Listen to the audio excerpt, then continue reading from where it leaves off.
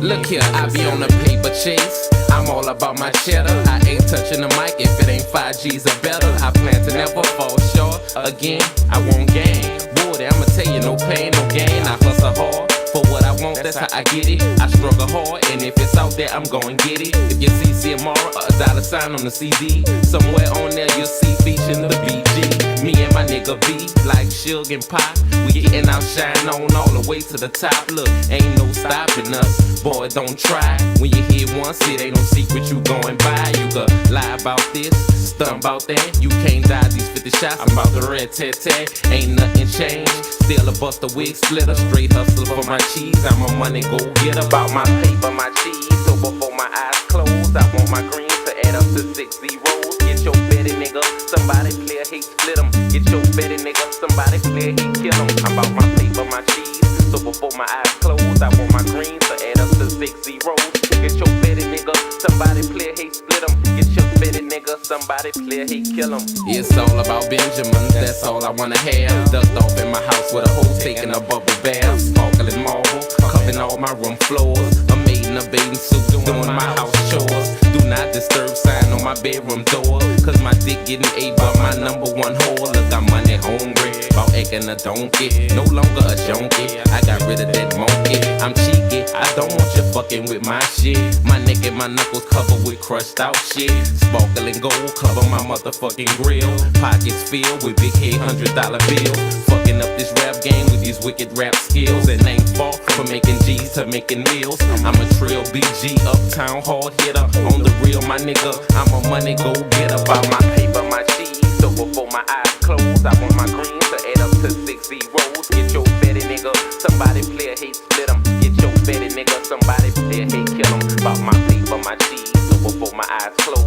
I want my greens to add up to 6 zeros. Get your betty nigga, somebody play a hate split 'em. Get your betty nigga, somebody try to stop you, kill 'em. Oh, I gotta get it, gotta grab it, gotta have it. Like snorting dope or snorting coke, it's a habit. I gotta see it, gotta feel it, quick to spin it. Shoot dice all day with my niggas trying to win it. I rap hustle, cause I'm a hustling ass nigga. Also a get told about busting some ass nigga.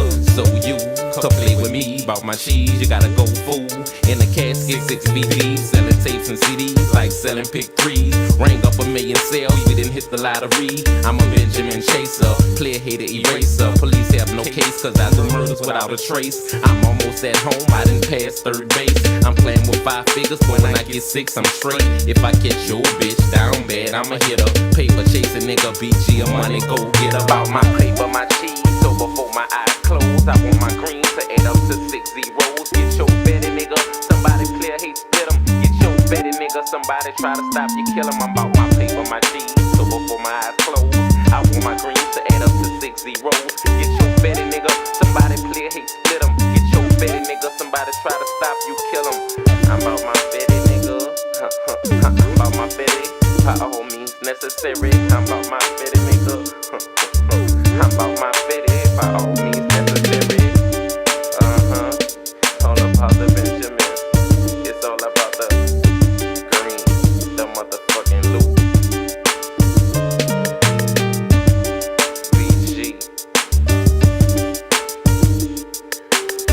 I get mine on, I get my grind on, I get my shine on, you get yourn on. I'm trying to get mine, you trying to get yours. I'm stacking mine, you stacking yours. We go hard in the yard with a library card. We back. We back. We got a late night show tonight. I want to go ahead and get this show out the way because I got to do something in the morning. I'm going to go take care of some business. So that's that. You know what I'm saying? Yap Gangsters in the building. Yap Gang in the building. Y'all just going to have to deal with it, bro. Y'all going to have to deal with the source material. You're going to have to deal with the citation after citation after citation onslaught that we provide here. Right? It is what it is. So I wanted to cover this topic, Japheth and early Europe and Shem in the early Middle East, just to add clarity. We've done shows in the past about this, and I felt like let's do some more. Let's bring some more evidence to the table. So y'all know how we rocking, man. Y'all know our model: AB being Ham, DE being Shem, and CF, of course, being Japheth. Okay, all of humanity come from a common source. All Y chromosomes go back to one male. We believe that this gene was disseminated from Noah and his three sons as they dispersed and settled the lands, according to the Bible. So we're overlaying the biblical narrative on the genetic evidence and creating a parsimonious explanation for the dispersal of haplogroups. So the interesting thing about that is when you look at the dispersal of haplogroups, you can clearly see what group falls into the category of Shem, what group best fits the category of Japheth, and what group best fits the category of Ham. And as we always said, and we reinforced here on the channel, A and B best represent Ham as the Paleo Africans. And we're going to get into a source on that. And we're going to deal with the early people in Africa, the early people of Europe and Middle East. But let me just get rid of Ham real quick. Let me just show you guys this. This is Klyosov's DNA genealogy, page 117, 118. Just going to read the highlight portion here. It says, we have no indication of where the common ancestor of the alpha haplogroup lived. He could just as easily have been from Europe, Asia, or the Middle East as from Africa. Because again, this is deep history. This is about circa 200,000 years ago. That's where I put my world flood from. And, I'll probably dive into that later on in the video, why I put my world global flood that's mentioned in the Bible in Genesis 9, verse 19. Genesis 9:19 is the repopulation of the earth because of the flood. And I'll give you my reasonings behind that. So it says here, we believe, however, that the A0 lineages represent the truly African autochthonous inhabitants. So these are, according to our model, to our studies, these will be your Hamites, right? Along with the respective female lineages and interbreeding with them of incoming lineages of haplogroup A and B, as well as some lineages of E, R, 1B, etc. Because E goes back into Africa and mixes with some of the females from the AB lineages, right? It says again, with respect to female lineages created the very diverse current African population. Only further studies will show whether this hypothesis is valid. Because again, it's all of this is hypothesis and theory. We don't have time machines to go back and travel and see these things as they unfold, right? So that's just a brief introduction of why we say A and B would be Ham. A and B represent the Paleo Africans. All right. So now we deal with CF, Japheth in early Europe. We got a lot of literature we're going to read on this. So first off, I'm going to read Josephus, and then we're going to go into the source materials to recapitulate and make the argument for CF being Japheth. I got a Chrome tab open with Josephus here. Right here. So this is Josephus, book 1, chapter 6, how every nation was denominated from their first inhabitants. Okay? From their first inhabitants. It says, now they were the grandchildren of Noah, and under whom names were imposed on the nations by those first seized upon them. So these are the first inhabitants of the lands that we're going to discuss, right? Japheth, the son of Noah, had 7 sons. They inhabited so that beginning at the mountains of Taurus and Amanus. Now, where's Amanus at? The mountains of Amanus would be in Turkey, modern day Turkey, Anatolia. So you got people going around saying, "Oh, the Shemites would be the early people of Turkey." No, the Bible. I mean, not the Bible. Excuse me. According to Josephus, these early inhabitants of Turkey would have indeed been Japheth. That's what the mountain Amanus. If you look up the mountain Amanus, it'll take you to Turkey. It says they proceeded along Asia as far as the river Tanais and along Europe to Cadiz. So Europe, we all know where Europe is. There's no playing no games in this. And Cadiz, I believe, is in Spain. It says, and settle themselves on the land they light upon which none inhabited before.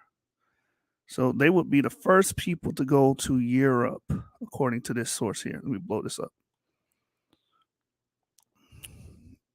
According to this source, according to Josephus, the Japhites will be the first people to settle, right, along Europe to Cadiz, settle themselves on the lands they light upon, which none inhabited before. They call the nations by their own names. So if you're following a biblical model, the biblical model says the archaic humans would not be around because some people will try to be slick. Well, we have archaic humans. Yeah, you do. You have archaic humans, but we're dealing with modern humans. The modern humans stem from these Y haplogroups like CF, DE, and AB. And according to Josephus, the first people to go there after the flood would be the Japhites, right? So we're going to show and prove that this can only be the CF lineage that's being discussed here in the book of Josephus. Watch this. If Josephus' account of human dispersal and remigration is true, then we expect to see CF representing the descendants of Japheth. So from there, let's go to this paper here. You can go to any paper dealing with human migration, and you're going to pretty much find a synopsis, right? So in this paper, and I'll quote it here in a minute, it says all humans can trace their ancestry back to Africa, where the ancestors of anatomically modern humans first diverged from primates, because, according to them, they believe that all primates are going back to apes, according to seculars. It says, and then from archaic humans. Humans began leaving Africa through a number of coastal routes where estimates suggest that these out of Africa migrations reached the Arabian Peninsula as early as 125,000 years ago. Now, this is not talking about CF. You don't get to CF till later. And it says as late as 60,000 years ago. After entering the Arabian Peninsula, human ancestors entered South Asia and spread to Australia, Europe, and eventually the Americas. So this would be the Japhite trek right here. CF will originally be somewhere around Arabian Peninsula, because remember, according to the narrative, all three sons of Noah would have been relatively close or in the same vicinity before they dispersed. So Arabian Peninsula, human ancestors entered South Asia and spread to Australia, Europe, and eventually the Americas. Now, what did we just read about Europe? Let me quote this paper first. This is Indigenous Arabs are descendants of the earliest split from ancient Eurasian populations, published February 2016. And you can see the source here. And we just read here that after entering the Arabian Peninsula, human ancestors entered South Asia, spread to Australia, Europe, and eventually the Americas. The individuals in these migrations were the most direct ancestors of ancient non-African peoples, and they established the contemporary non-African population recognized today. This is, primarily your CF lineages, right? So let's go back to Josephus and read it again. Let's read it again. Right here. Let's go to Josephus to recapitulate our argument. It says, now they were the grandchildren of Noah, in honor of whom names were imposed on the nations by those that first seized upon them. This is why this is labeled for how every nation was denominated from the first inhabitants. And this is talking about after the flood, not pre-flood, after the flood, right? It said Japheth, the son of Noah, had 7 sons. They inhabited the beginning at the mountains of Taurus and Amanus. They proceeded along Asia as far as the river Tanais and along Europe to Cadiz, settling themselves on the lands they light upon, which none had inhabited before. They called the nations by their own names. So the first Modern humans to get to Europe would be descendants of CF. So we're going to drive that point. We're going to drive that point home. So let me get the next source. So yeah, let's go to the origin and spread of domestication and farming.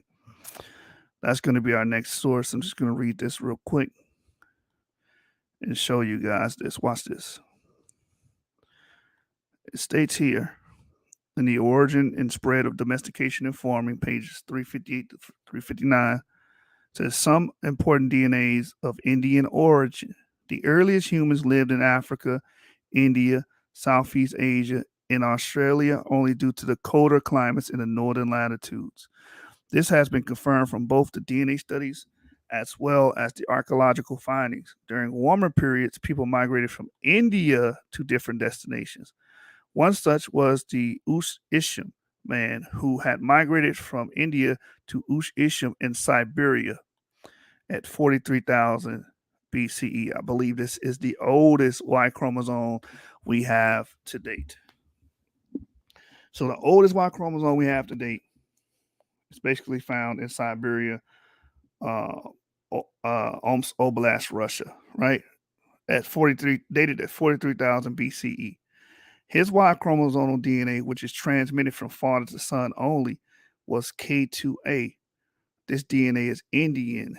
So the earliest DNA we find in Russia goes back to K2A. And K2A is FM89 lineage. This is the FM89 lineage. Now, these people that live in these regions, the first ones to disperse there, according to Josephus, would definitely be the descendants of Japheth. Right? So K2A would ultimately descend from FM89. So this is Indian, found today only in some Telugu speakers of South India and some people of New Guinea Island.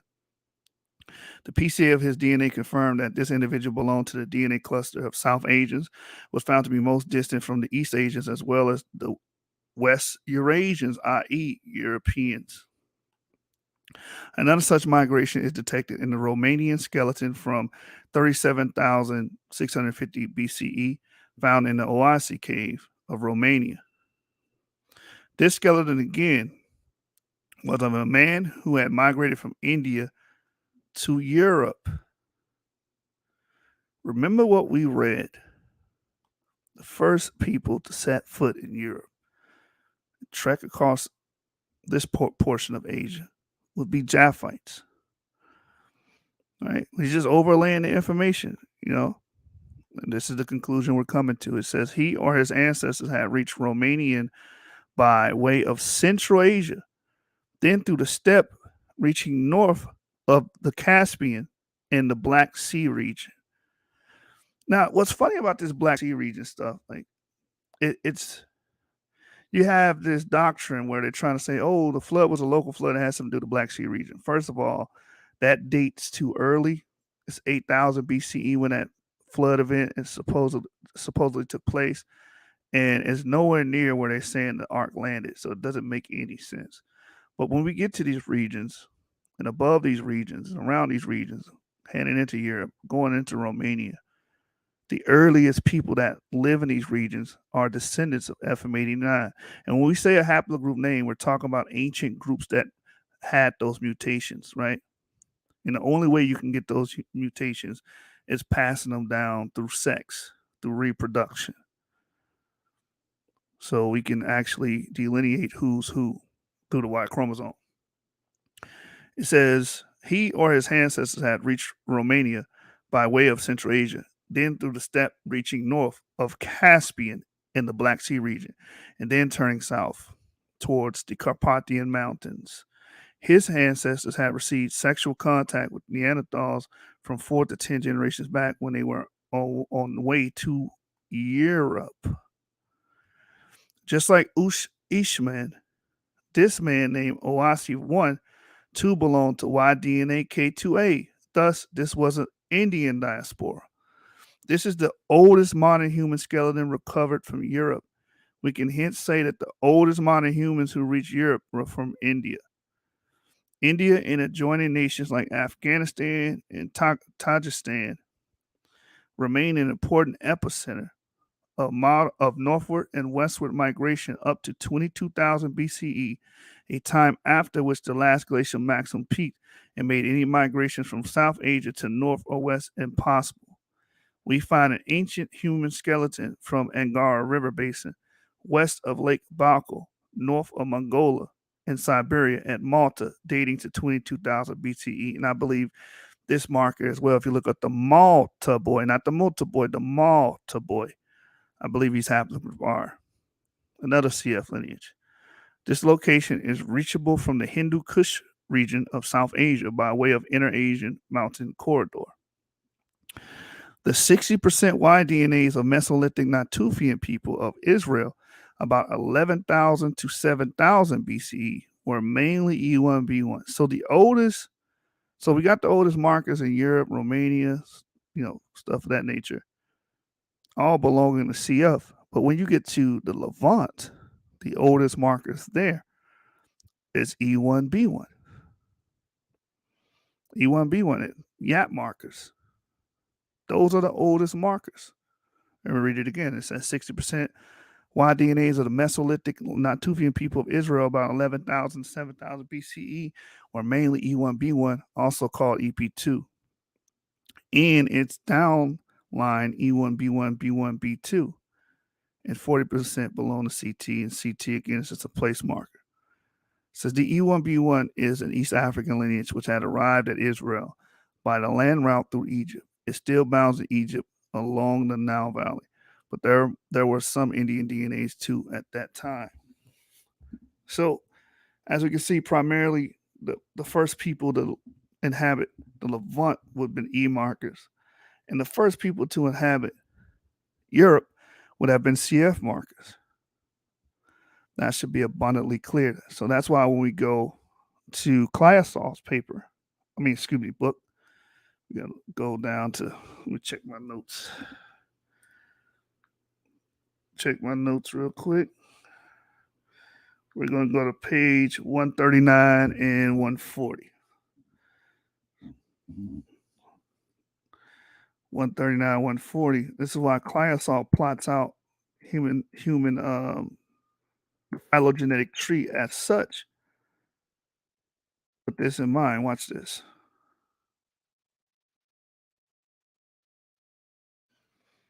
If we ever get there. Right here. So Clayasov has the phylogenetic tree here. We all stem from haplogroup alpha, as he puts it. And haplogroup alpha will be responsible for all of the major groupings B, A, D, E, and C through F. So a haplogroup tree of the Homo sapiens Y chromosome derived from haplotypes and subclades.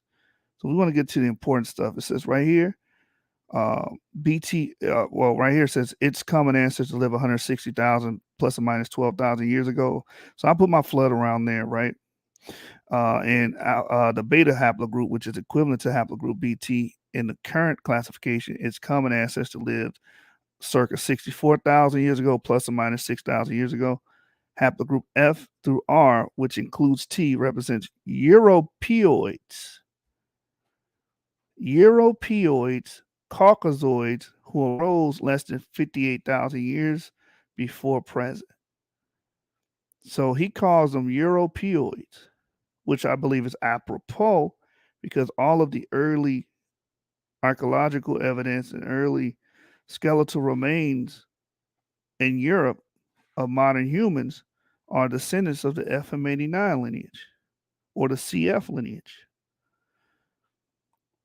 Okay, so watch this. Let me keep reading this. It says the Mongoloid and Austronesian haplogroup C split less than 6,000 years ago.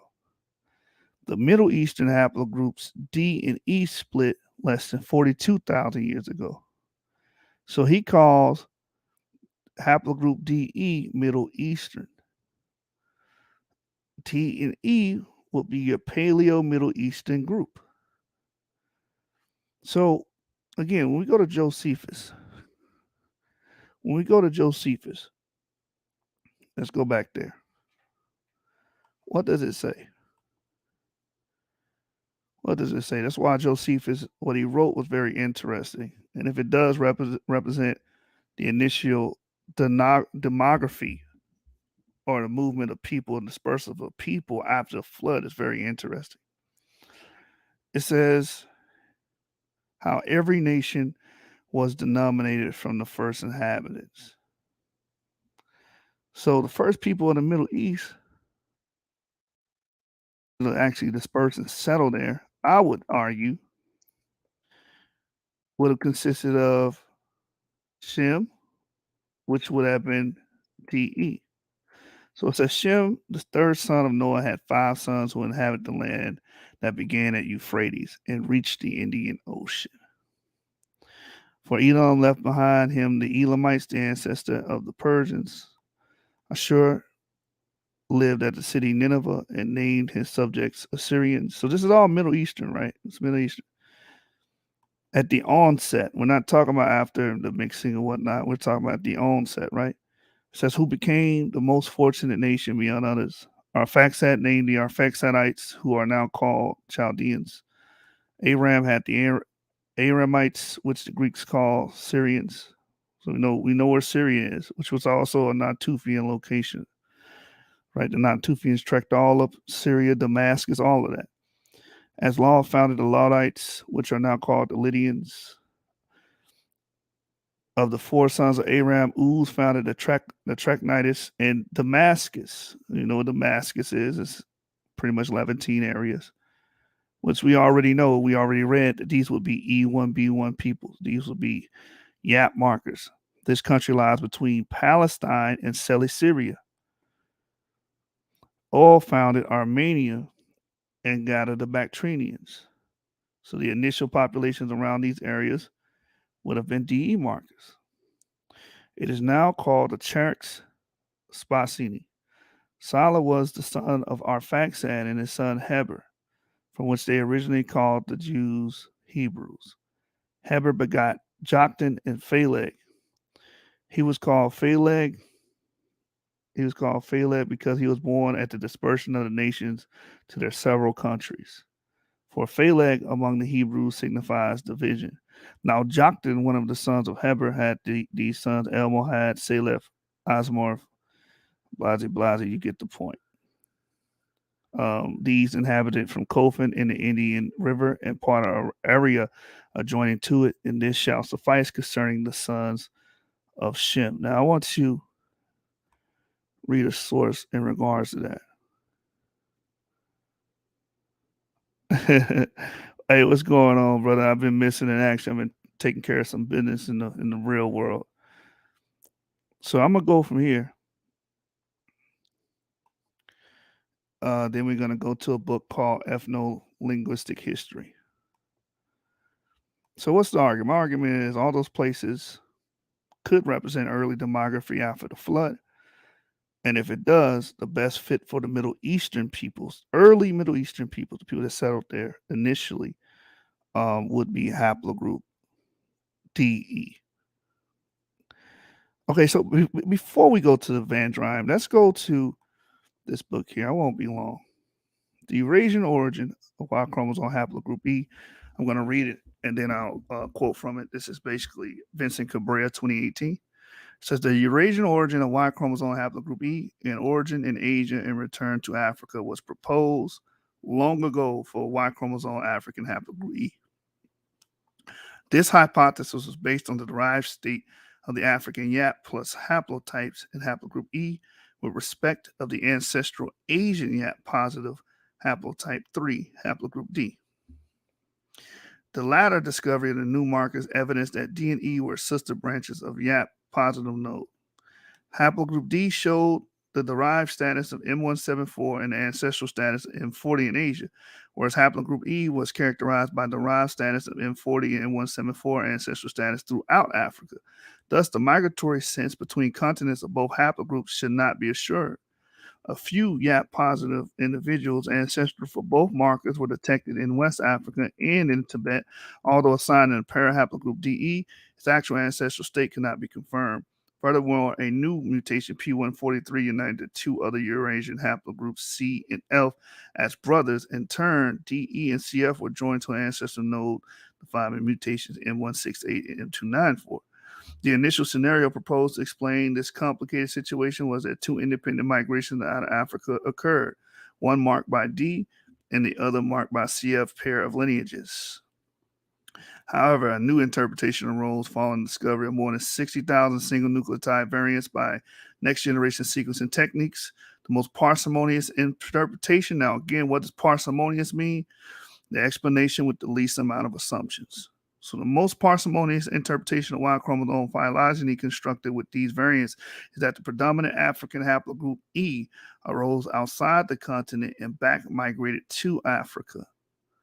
The DE split as a lower bound, 69,000 to 14.7 KYA, and the radiation of E into Africa as an upper bound, 65,000 plus or minus 8.5 KYA, or years ago, thousands of years ago, yields a time highly coincidental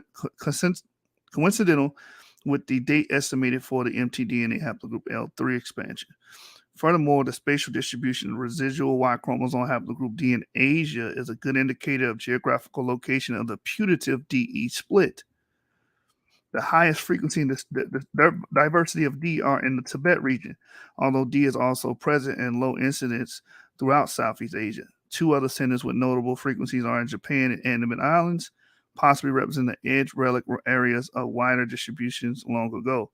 There are no native D lineages in India, decreasing the possibility that this subcontinent was the center of DE partition, which argues against the southern route. It's likely that the Y divergent chromosome DE haplogroups occurred up to the Himalayas in or westward of the Tibet, which coincides with the hypothetical bifurcation center proposed with mtDNA L3 microhaplogroup.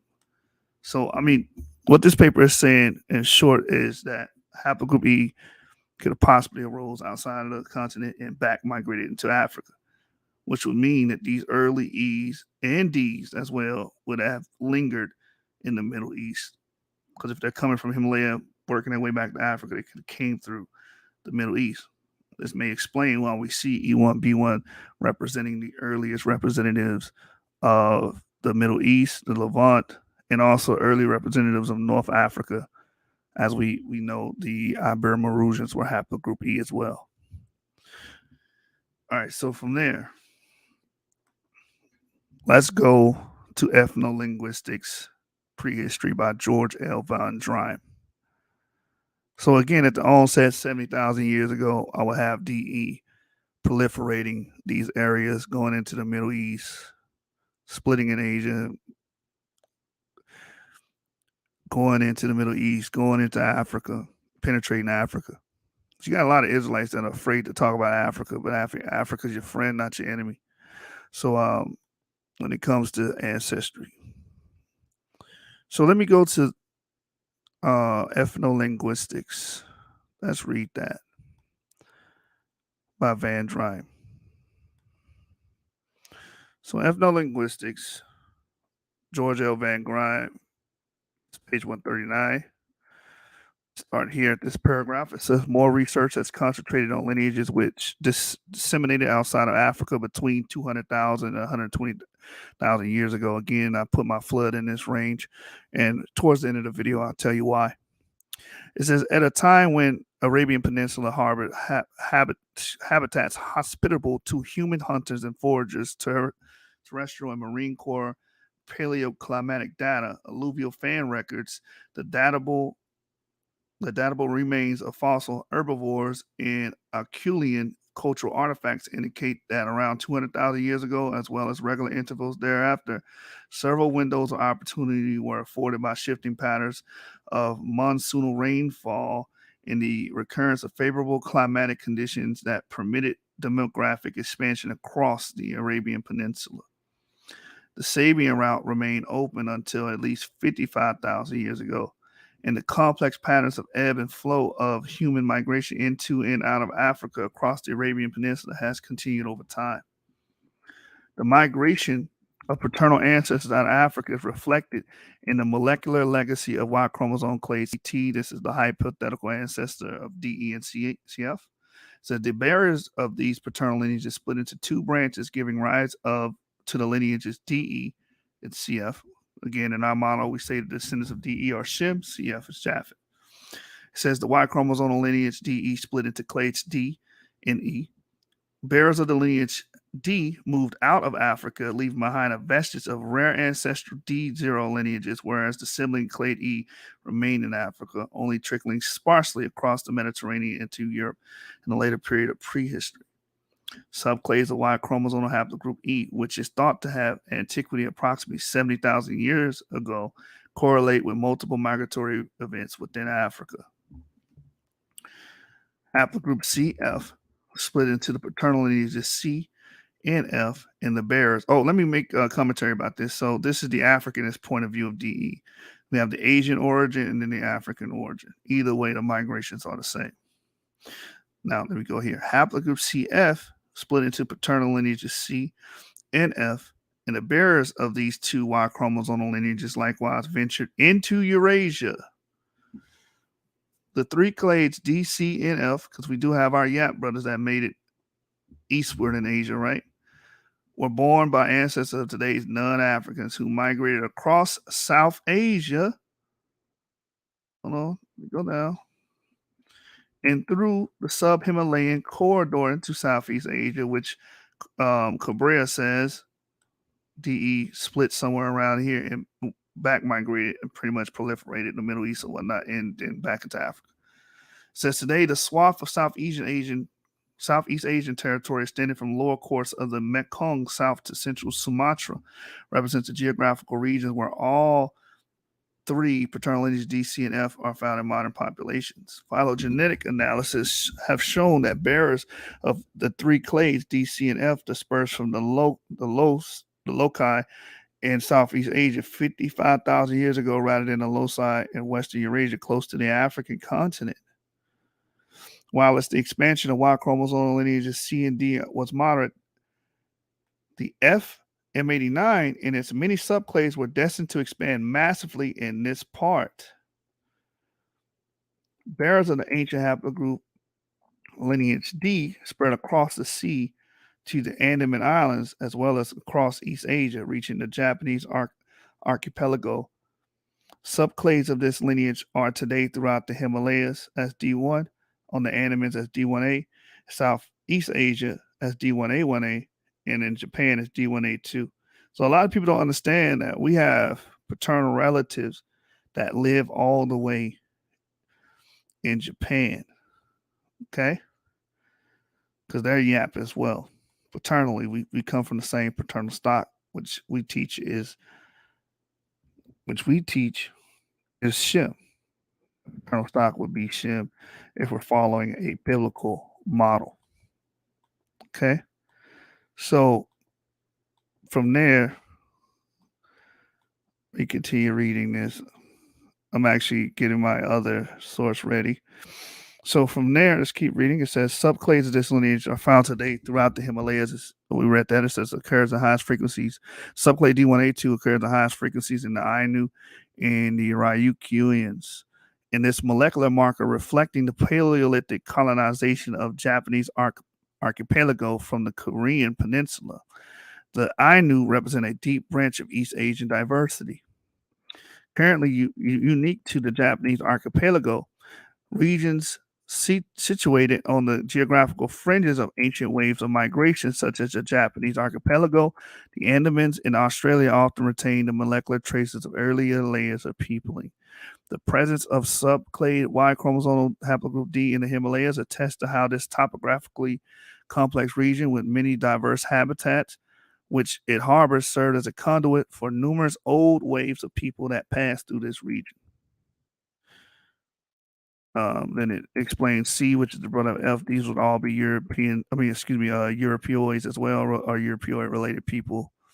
It says the paternal lineage C split into the clade C1, C2, and later previously known in genetic literature as C3. The bearers of paternal haplogroup C1 split into two clades C1A and C1B. C1B split into C1B1, including subclade C1B1A1, previously known as C5 and found principally in the Indian subcontinent, and paternal lineage C1B2.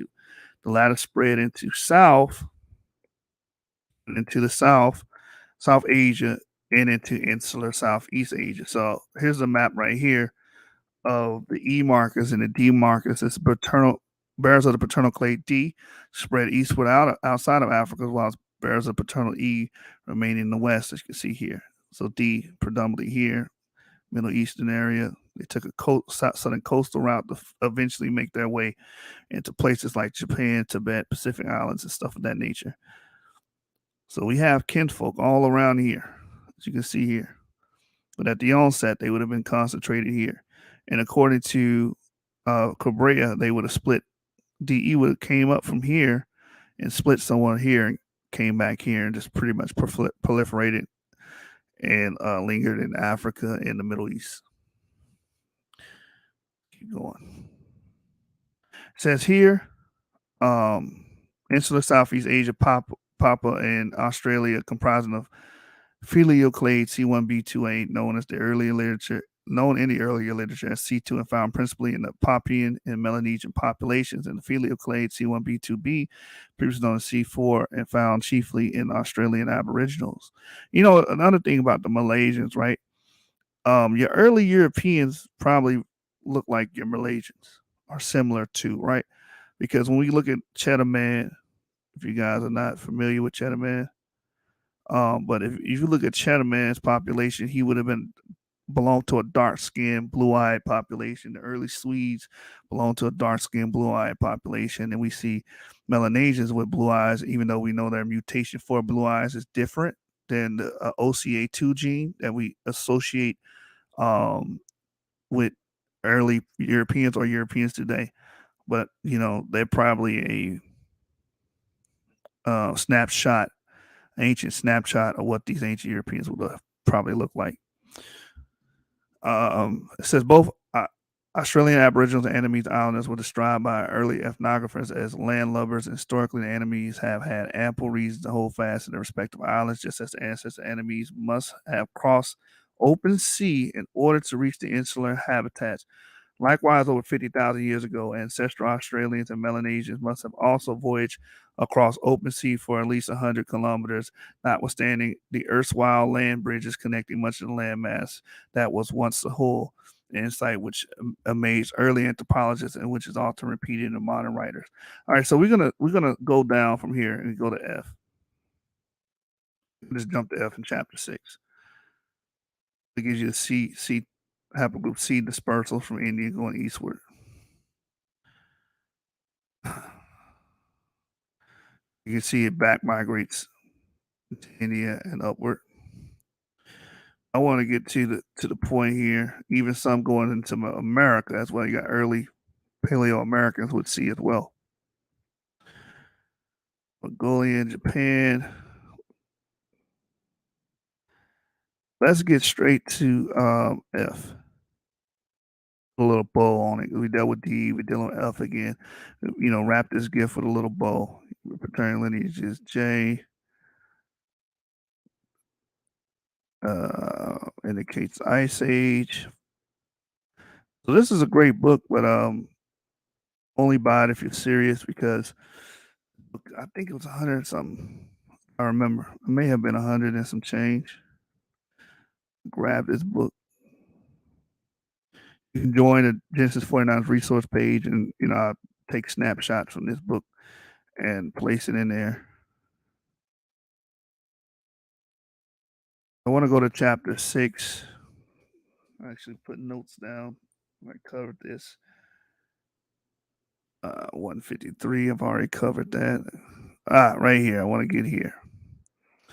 As you can see, the F lineage is spreading somewhere in Asia, right, Central Asia, and then dispersing this way to F, G, H, I, J, K, H, I, J, K, going up to G, right? Haplogroup G making its way up here in the Caucasus.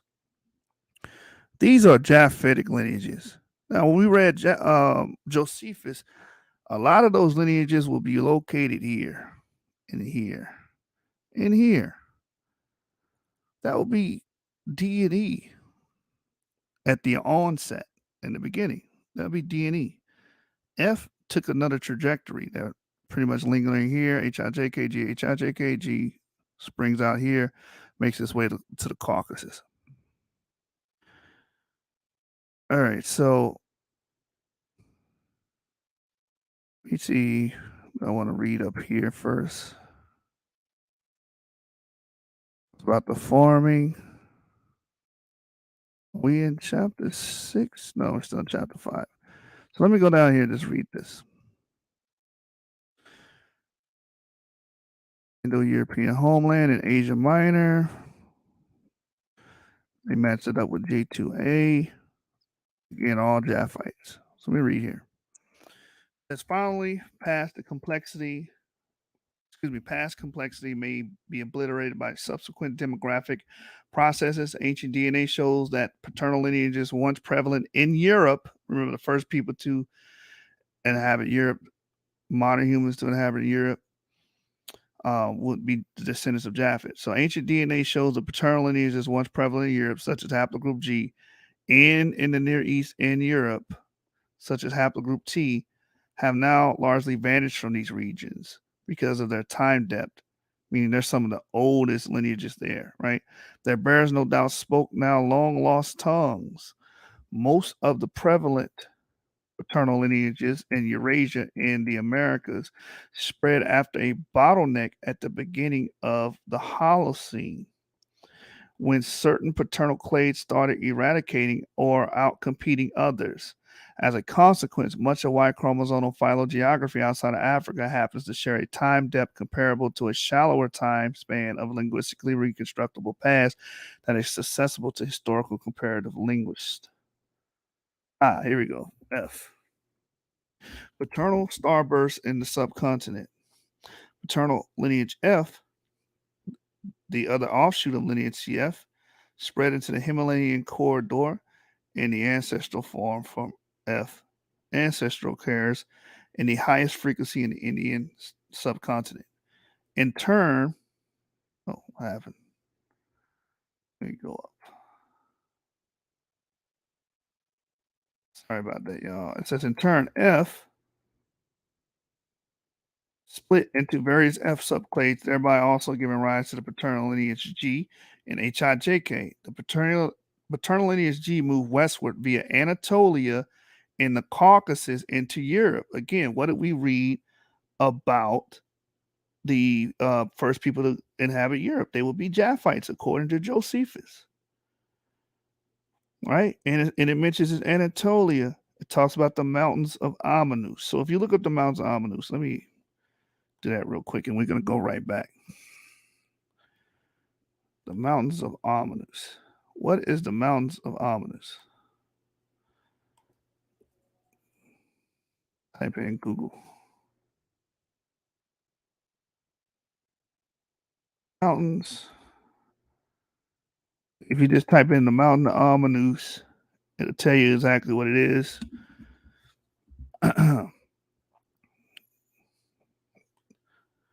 It's the NUR Mountains, a mountain range in Turkey. Let me share this. Shout out to StreamYard update. Now it's easier to switch tabs. You understand? Share this tab instead. Boom. As y'all can see, the Nur Mountains.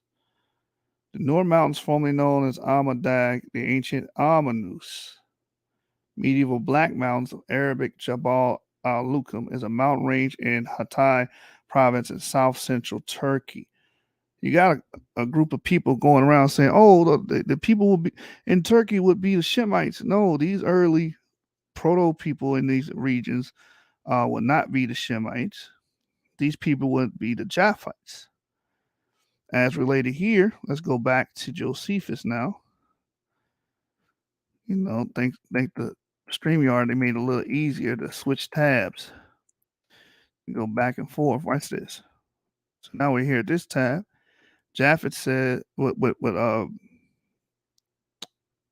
he inhabited so the beginning at the mountains of Taurus and Amanus, which would be Turkey. And then they proceeded along Asia as far as River Tanais and along Europe to Cadiz. This is how we're locating and pinpointing who would be Japheth. Okay. So yeah. So from there, let's go back to no, you know what? Let's look up the mountain Taurus. Where is the mountain Taurus? We know where Amanus is. What about Taurus? So let's look up the mountain Taurus. Mountain of Taurus. And point these Japhites. Also a mountain system in Turkey.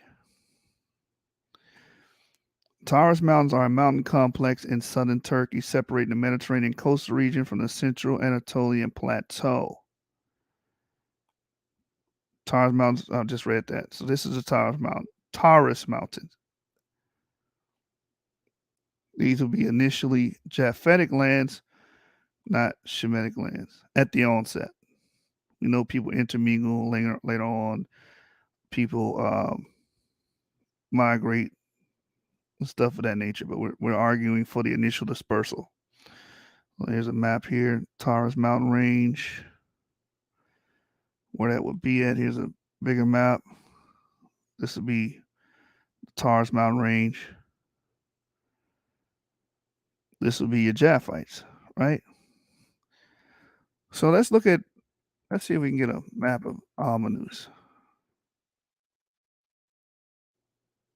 See if we can get a map.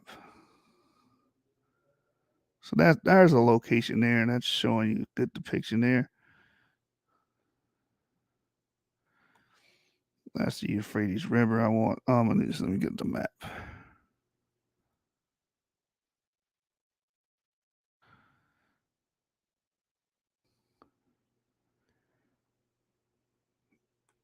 Can I get a better map than this?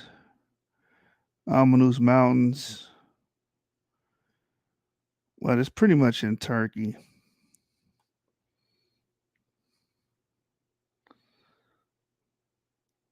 It's pretty much in Turkey. Can you see it here? Probably above Syria. I don't know if we can see it here, but you guys get the gist of it.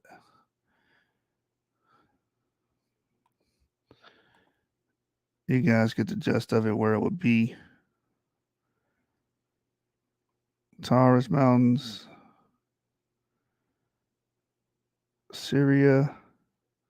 So it'll be in this locality. This is where you expect to see some of your early Europeans at, right? Excuse me, Europeoids, according to Clyosol, right here where Hati is and stuff of that nature. All right.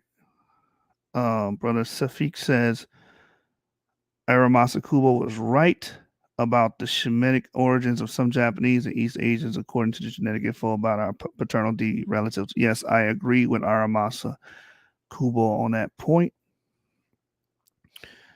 So I'm looking up this map. Let me go back. Let's see, where are we at? So we were explaining. Let's go back here. Share this tab instead. Boom. We're explaining the early Europeans, and as we can see, according to Josephus, the first people to be there, the first early modern Europeans, as we read earlier, in the origin, diffusion of early farming, the early Europeans would have been F-9 lineages. As we see, this is just reaffirming that. Since the paternal lineage moved westward via Anatolia and the Caucasus into Europe. This is what this map is showing you up here. That's why I wanted you guys to know what Mount Amanus was, and what Mount Taurus was. These are all mountain ranges in Anatolia or Turkey. And as you can see, it's going up here, the Caucasus, Anatolia, and then going into Europe. That's the way G is trekking, which is a descendant of haplogroup F, which according to our model, these will all be Japhites at the onset. All right, let me continue. It says the paternal lineage G moved westward via Anatolia and the Caucasus into Europe and is prevalent in European ancient DNA. But this lineage was largely replaced in Europe by subsequently incursal paternal lineages. Although Y chromosomal haplogroup G has been retained in high frequencies in the Caucasus, the fraternal clade HIJK split into clades H and IJK. Haplogroup H dispersed throughout the Indian continent, where this paternal lineage remains highly prevalent, particularly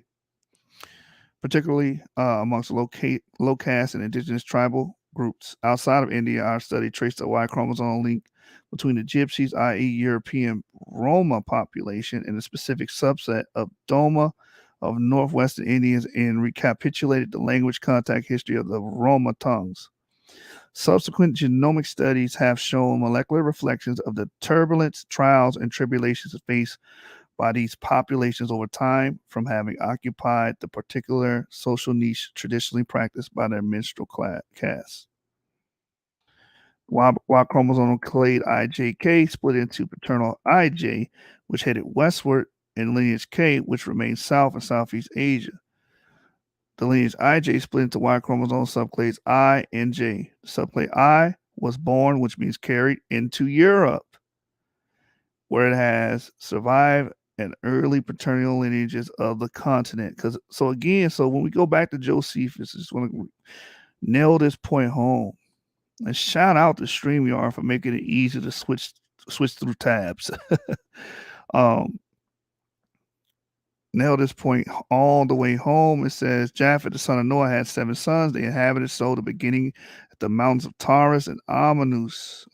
Again, that's Turkey. They proceeded along Asia as far as the river Tanais and along Europe to Cadiz, selling themselves in the lands they light upon, which none inhabited before. So these will be the first modern humans, the post-flood peoples, to go into Europe.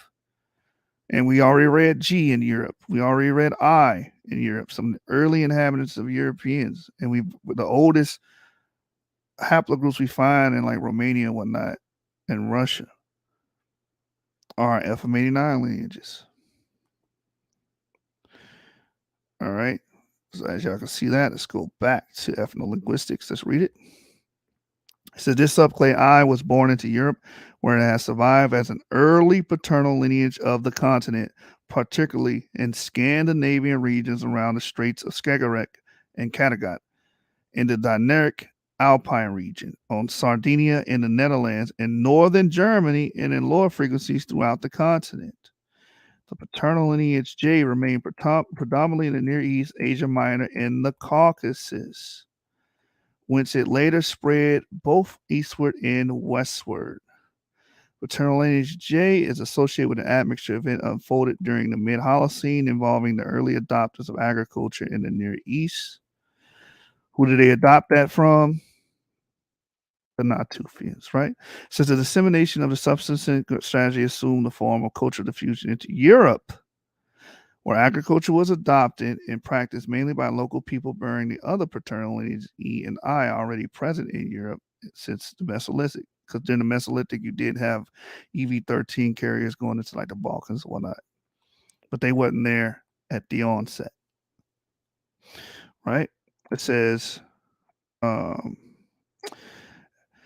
more specifically, the introduction of agriculture into Europe is reflected by the spread of paternal subclade J2B, but to a fainter degree since the paternal subclade EV13 shows a range of expansion in Bronze Age southeastern Europe as a consequence of population growth in situ, meaning the original location, rather than solely as a result of Western Asian immigrants in early Neolithic. Okay, this is going to make people mad here. The Afroasiatic language has been associated with certain subclades of paternal lineage E and with haplogroup J. The apparent conflict can best be elucidated against our current understanding of Afroasiatic family. Afroasiatic was first named Hamido-Semitic by Frederick Mueller. This name was replaced by geographically inspired French term language Afric-Asiatic, coined by Maurice Delafosse. The Semitic branch that historically been the best known because the branch comprises historically important literary languages of the Near East, such as Akkadian, Assyrian, Babylonian, Ebelite, Ge'ez, Ugaritic, Aramaic, Hebrew, Sabian, and Arabic. Ostensible branch that once went by the biblical term Hamitic turned out to be a catch-all consisting of various subgroups, i.e. Cushitic, Berber, Egyptian, Chadic, and Omotic. Chadic was first recognized as a distinct subgroup by Johannes Lucas, and first attempt at classifying the languages of this branch on the basis of sound laws was produced by Newman. Fleming recognized the distinctness of the Omotic subgroup, for which he coined the name and provided an overview of Look at these maps real quick before we continue reading. IJK, the father of IJ, right? You see it's up here, lingering up here above the Euphrates. The early Shemites would have been here, these regions, right? These would be DE markers at the onset around 70,000 years ago. So IJK migrating here and migrating westward and eastward. Cave going east, IJ going west, going into the mountain range, Caucasus or whatnot, and harboring up here. A lot of the J markers would be here in the Caucasus.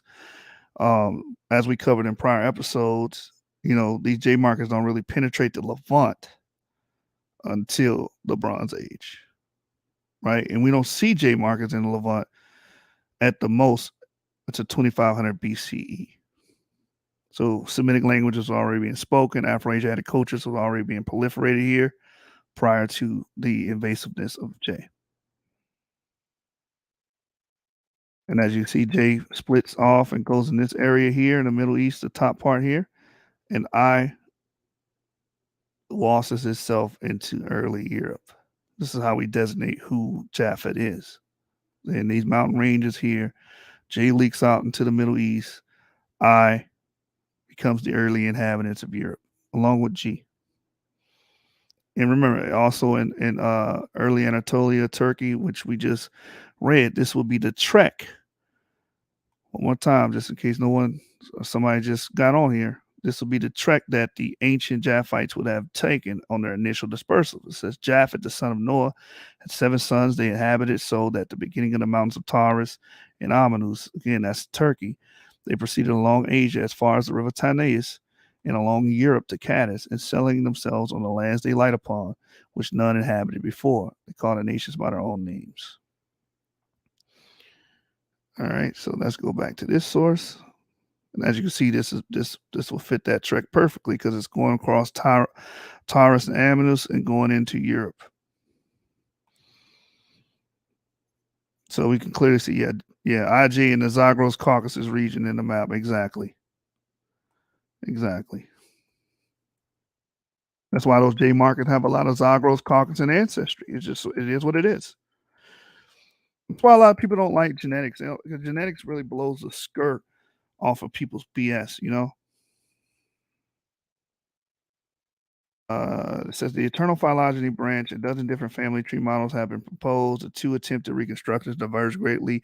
And whilst Christopher Arrett, 1995, proposed a new label, Afrasian, for the language family, Aurel and Stovova retain the older label, Hamido-Semitic. Population speaking Afro-Asian languages across North Africa bear various distinct paternal lineages. The spread of Y chromosome haplogroup subclade E1B1B or subclades E1B1B1 M35, E1B1A1A M81 at the time of the last glacial maximum have been associated with the spread of speakers of early Afro-Asiatic languages spreading from the area situated between the Red Sea and Lake Chad. So again, J has nothing to do with this language. It's all Yap markers speaking this language at the onset. Haplogroup J eventually absorbs this language as they leak into the areas where these E markers are. And as you see, it's a gang of people that say that. Cruciani, Ibrahim, Semino, Lancaster, gang of scientists that say this, that initially you had Yap markers speaking Afro-Asiatic, Proto-Afro-Asiatic at the onset. It says here, some of the same authors propose a relationship with the spread of these paternal haplogroup subclades and pastoralism. The distribution of subclades E1B1A1M78 and E1B1B2A1 M123 indicate gene flow between Egypt and the Levant during the Mesolithic. Pastoralism is believed to have been spread as a subsistence strategy from the Near East through Tanzania to Africa by bearers of paternal clade EM293, a subclade of EM35, independently of the southward spread of Bantu speakers. Other authors have pointed out the association of population in the Near East speaking Semitic languages with the paternal subclades J1 and J2, which have also been associated with the adoption in the Near East of agriculture as a subsistence strategy in Neolithic. So again, they adopted agriculture, and what else they adopt? Language. It says in Semitic populations throughout Near East and Horn of Africa, gradients of varying frequencies of paternal haplogroups E1, B1, B1, M35, and J1 can be observed. It has been proposed that Y chromosome haplogroup J1 spread during the two distinct phases during the expansion of hunter-gatherers after the late Pleistocene cooling and during the mid-Holocene displacement of foragers after the diminution of rainfall across Sahara and Arabian Peninsula. If Y chromosomal haplogroup E1B1 or one of its subclades represents the original paternal signature marking the primordial spread of Afroasiatic, then various J lineages may have been introduced into early pastoral Semitic lineages by males from earlier Neolithic civilizations of the Near East. So again, the credit for Afroasiatic languages is always going to go back to E markers, and J would be the adopters of the language and cultures. Yeah, language cum shift, exactly. Exactly. The Guanche once inhabited Canary Islands show close genetic affinity with Berber populations, and specimen sequence to the date all bore the paternal subclades EM183. At the time of their extermination by Europeans in the course of 14th and 15th century, the Guanche were reported to have still existed in early Lithic stage of technological. I think I'm gonna stop it there. I think we covered a lot of ground here. As you guys can see, the case for Japheth being the early Europeans and FM89 lineages and CF lineages is pretty much clear at this point. It's pretty much clear. DE being the early Middle Eastern lineage. You know what? I'll end off on that. I'll end off on DE. Why not? Why not? Let's go to genomic diversity of the peopling of India real quick. Let's go there. And let's talk about the YAP insertion.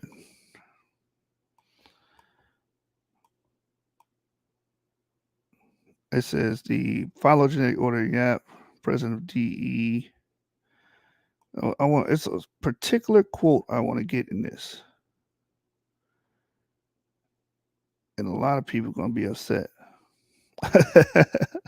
A lot of people are going to be upset when I read this. I've read it before. Let's see if I can get straight to it. And we'll end off on that. Like I said, I wanted to get this source. I wanted to get this video done tonight. So if later on, I found it. Later on, if I'm busy during the daytime, you guys still have the content.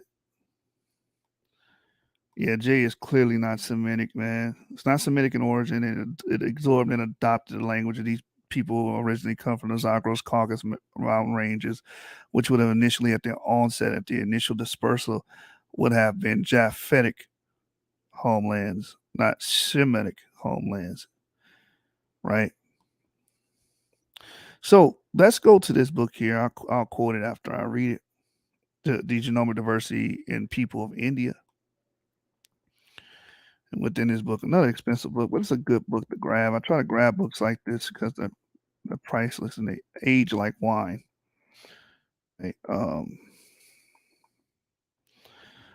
A group of people with the YAP insertion migrated from South Asia to Central Asia and reached the Mediterranean.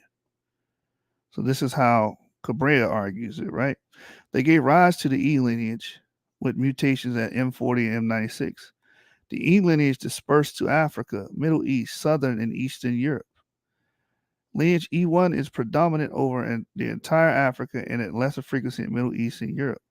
The back migration of people to Africa through the Levant is supported by Hammer et al., Al-Thad and Hammer, Chance Dreiker, Cruciani et al., and Cabrera et al., which we read Cabrera's. So again, this is clear. Why YAP positive E migrated back to Africa with other Eurasian haplogroups such as lineage R1b1 and lineage T, which has been observed at high frequency in Cameroon and low frequencies in Africa. And E lineage is 50,000 years ago observed at high frequencies of 80 to 92% in Africa. Major lineage subset arose M168 do not trace an African origin. Likewise, pre-L3, MN, and R haplogroups of mtDNA have no indication of African origin. The split of Y chromosome composite DE haplogroup is very similar to the age of mtDNA L3, predominantly North African clades mtDNA M1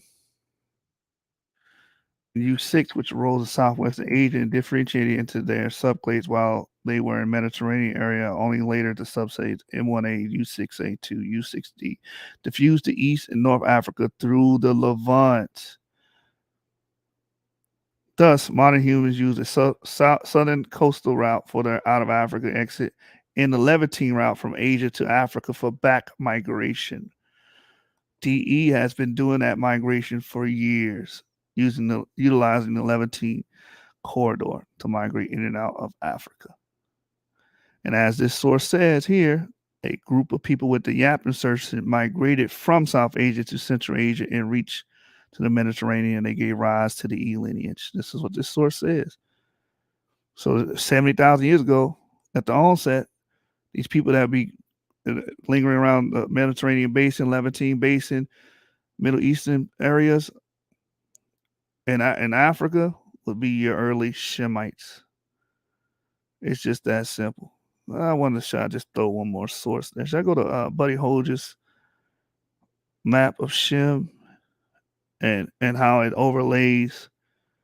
And Buddy Holge is a young earther. I'm not young. I believe in the old earth. I believe that the flood happened between 100 200,000 years ago, and that's why you have such a long period of what you know as the Paleolithic period. Transition from the Pleistocene to the Stone Age and whatnot, right? So the way Bodhi Hodge charts out people is very interesting. I wonder, should I show this in this episode or just wait till another one? Let me see if I can pull it up real quick.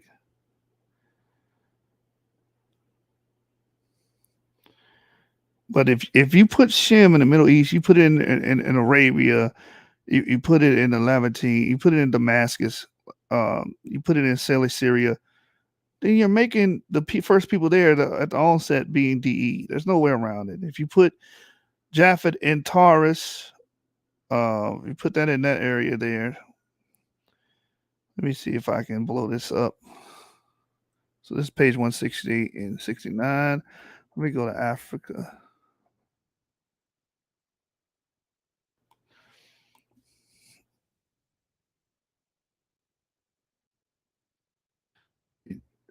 Just go straight to it because I didn't plan on sharing this one, but I think it's an interesting source when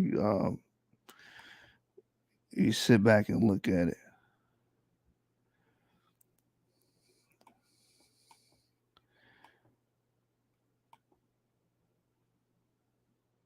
Some coastline peoples.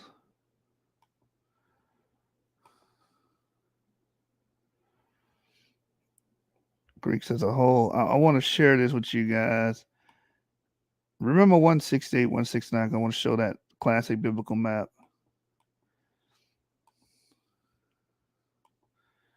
But he also has a dispersal in here. I probably won't find it because I'm live. I'll probably just look through it. But he has a dispersal map here that's very interesting for Abraham. I see Japheth. See Japheth's dispersal.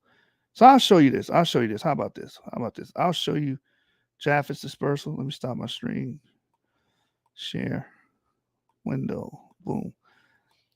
So this is Japheth's dispersal. And again, it matches what we saw with CF, IJ, with I. It matches it because it's coming from this Asian area here, going up to Anatolia, going through the Caucasus and all that good stuff, right? Going up into different areas in Europe, migrating into Europe, going through Europe, all the way in Cadiz, which is Spain, going through Gaul. These will be your Japhetic lineages, and it overlays with the CF migratory patterns, proposed migratory patterns of CF. Now, of course, Josephus points out that many of Abraham's progeny conquered and settled in areas from North Africa, Libya, and beyond to Assyria, northern Iraq, and Arabian Peninsula.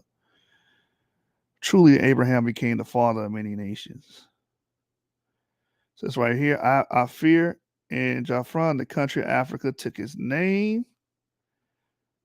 So it's according to the legend that Africa actually gets its name from Abraham's seed. So I don't have no problem being called African. That's a Semitic name, according to the tradition. You understand? Let me see if I can get his dispersal. So look, Abraham's dispersal. Look at that. Boom, all through Saudi Arabia, going up here to the Euphrates. Doesn't go above Euphrates. Doesn't crack all the way up into the Caucasus like Japheth's children, right? Going into Egypt, going across Libya, going into North Africa. That's what we expect to see with E-markers. That actually overlays with E-marker migration. Some of the earliest North Africans, even before Abraham, you had Shemites here. Some of the earliest North Africans would have e-carriers, right? And they're preceded by the A and B markers. That's why we call them Paleo-Africans, as we read earlier. The true African, the Paleo-African. Aram, this because you do have some going up here into these regions, called Syria, and then look at that. Going across into North Africa initially. Lewd. Get this migration. I want the bam going all into Saudi Arabia. And of course, I would attribute, if we're going to say anybody went this way, that would be haplogroup D going eastward. Right? So he has a lot of interesting maps of Syria. His descendants dominated the Middle East and parts of Africa. I didn't write this book. This is the Towers of Babel, the cultural history of our ancestors by Bodhi Hodge. The descendants of Shem include the lineage of Abraham into Christ. The decision was made also to include a separate map specifically dedicated to Abraham. His descendants dominated Middle East and parts of Africa. So you can see that. Right? So let me go to the classical map. I believe it's 168. Let me hide this stream thing. Okay. Let's go here. 168. I told myself, don't forget this. Right here. The classical map, as you always see, a biblical map, Japheth.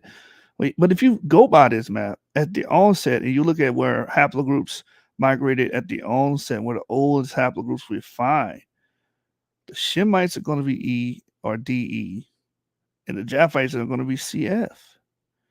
And the early Africans are going to be AB. This is our model. As you can see, the Middle East, predominantly Shem at the onset, and then Japheth. Look at that. Mount Taurus. They would be at Mount Taurus. They'd be at Gomer. Look at that. Magog up here at the Caspian Sea. In the Caucasus, this is all Japhites, man. All right? So even if we go off of this antiquated map, it's still gonna plot Japheth in Europe and north of the Euphrates and the Caucasus and and Taurus and Amanus, places of that nature.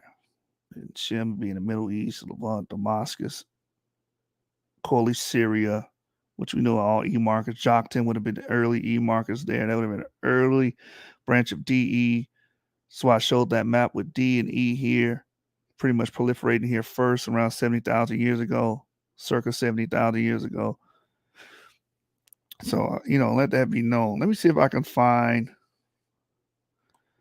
I did mention why I wanted to show you guys in brief why I consider the flood to be 200,000 to 100,000 years ago.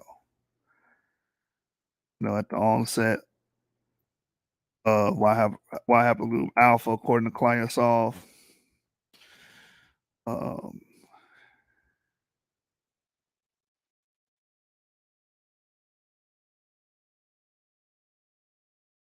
Sweeping gene survey, I believe.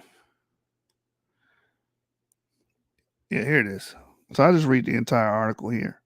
So this is why I put the flood around that time. I'm pretty much, my ages are not young. I don't believe in a 6,000-year-old Earth. I think it doesn't make sense. It doesn't line up with the empirical data.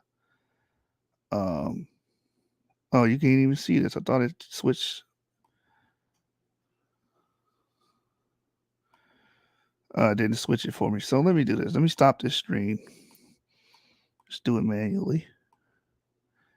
Sweeping gene survey. So mainly the contents of this article and the article that it's quoting is the hypothesis that I use to explain, okay, maybe this is where the flood would be and it will best fit 100,000 years. And I think it's a way better explanation than saying the flood happened 4,450 years. You understand? Because Egypt was, burgeoning at that time. It was thriving. Mesopotamia was thriving. There was no stopping of anything during that time. So, in the flood, you expect civilization to come to a complete halt because it's eliminating, it's destroying the people. So, anyway, this is the article here from physics.org. Sweeping gene survey reveals new facets of evolution. Says, who would have suspected that a handheld genetic test used to unmask sushi bars pawning off tilapia for tuna could deliver deep insights into evolution, including how new species emerge? And who would have thought to trawl through 5 million of these gene snapshots called DNA barcodes, collecting from 100,000 animal species by hundreds of researchers around the world and deposited in the U.S. government-run gene bank database? That will be Mark Stockel from the Rockefeller University in New York and David Thaler at the University of Basel in Switzerland, who together published findings last week sure to jostle, if not overturn, more than one settled idea about how evolution unfolds. If it's textbook biology, for example, that species with large, far-flung populations, think ants, rats, humans, will become more genetically diverse over time. But is that true? The answer is no, said Stockel, lead author of the study published in the journal Human Evolution. For the planet's 7.6 billion people, 500 million house sparrows, 100,000 sandpipers, genetic diversity is about the same, he told AFP. The study's most startling results, perhaps, is that 9 out of 10 species on the Earth today, including humans, came into being 100 to 200,000 years ago. So this is why I put my flood during this period. It just makes sense. It makes more sense than saying the flood happened during dynastic Egypt. That makes no sense to me. Okay. Let me keep reading. Let me read that again. This study's most startling result, perhaps, is that 9 out of 10 species on Earth today, including species, came into being 100 to 200,000 years ago. Says this conclusion is very surprising. I fought against it as hard as I could. Thaler told AFP that reaction is understandable. How does one explain the fact that 90% of animal life, genetically speaking, is roughly the same age? Was there some catastrophic event 200,000 years ago that nearly wiped the slate clean? I would say yes, because I believe that the Bible recapitulates reality and encapsulates reality. So when it talks about a world flood event, I believe it did happen. And I believe that it is why we see through the gene sweeping survey that 9 out of 10, 90% of animal life came into being at the same time. So that's why I make that argument. Again, this is the article here. Sweeping gene survey reveals new facets. I'll drop it in the comment section. And that's the article there. And I'll give you guys some time if anybody wants to jump on, make comments, disagree, agree, whatnot. And we'll go from there. Just a quick recapitulation of today's show. Japheth is in early Europe, according to, I don't know why that's not going away. Let me just remove that stop stream. So, yeah, no problem, Safik. No problem. But Japheth will represent your Paleo-Europeans or your first modern humans into Europe post-flood. Your Shemites will be the first ones to proliferate and pretty much linger around, North Africa and Levant, pretty much below the Euphrates, and some of them leaked out above it initially at their onset. I believe D markers and some E markers did initially make their way up there, above that. But for the most part, they were holding the Middle Eastern areas down, Cilicia, Damascus around there. This is why you look at the Natufian population, and they pretty much, even some of them are in southern Anatolia, because we know they have the glass beads for Anatolia, but for the most part, they're trekking up and down Syria all the way down to Negev. And we know that they have genetic relations with the Ibero-Maurusians as well, which are older than the Natufian population. So there's no genetic boundary between Africa and what you call the Middle East or the Levant. There's a connection between the Levant. You can read certain papers on that, as you guys can see.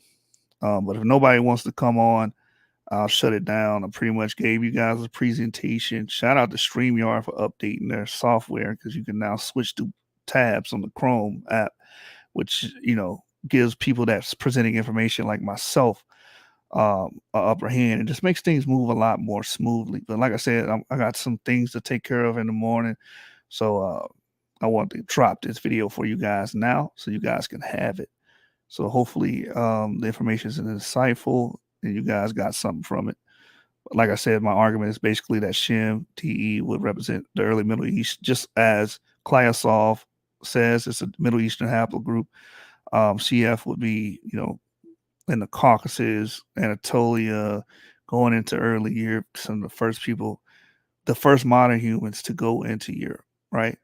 And AB would be your Paleo Africans, which will be Ham, according to our model. So, all right, with that, I'm going to bid you guys farewell. Yap gangsters in the building. Yap.